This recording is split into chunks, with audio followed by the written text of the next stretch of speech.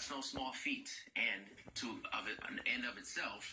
And it's exactly what Dustin Brown had to do. As WCI 3's Aaron Eads shows us, he's using what he's learned to help those who are still struggling. Through a lot of bad decisions, I ended up getting addicted to drugs and cocaine and heroin and crack. You name it. I got addicted to all those things. Everything was falling apart at a very rapid rate, and I was about to go to prison. So he took off. With a warrant out for his arrest in Champaign County, Dustin Brown fled to Missouri. And after spending 5 years on the run and homeless, he learned prison might have been an easier sentence. Through that, I lost everything that I had. I lost my house. I lost both of my sons.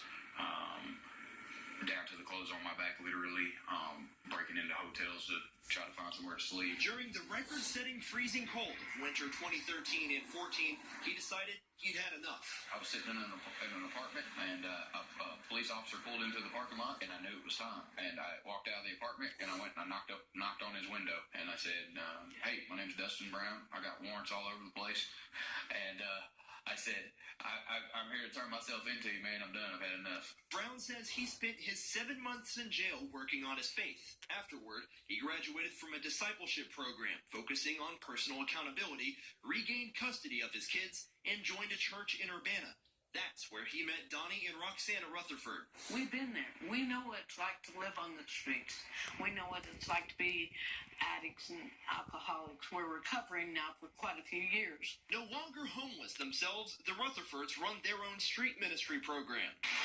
We pass sandwiches out to the homeless and the needy, help people find shelter for the night. We help them shower and wash their clothing for them and feed them. And I said, "You guys bring homeless people in your house?" At first, I was like, "What?" And he was like, "Yeah." And he's like, "I'm going to feed them and wash their clothes and they go back out the next day."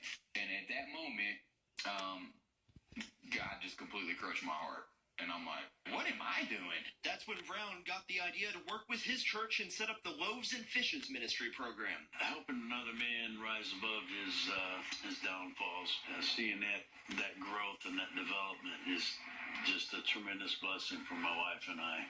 Brown says 2 ministries working together is one thing, but he counts almost 300 churches in Champaign County. Now, his mission is to get as many of them and charity programs as possible to band together to help the homeless have a hand up. We need shelter, and we also need change, and we need unity. And so that's where we're at right now. You never forget how low you've been. You never forget the degrading looks you get from people. If you haven't walked a mile in someone's shoes, you don't know how to help them.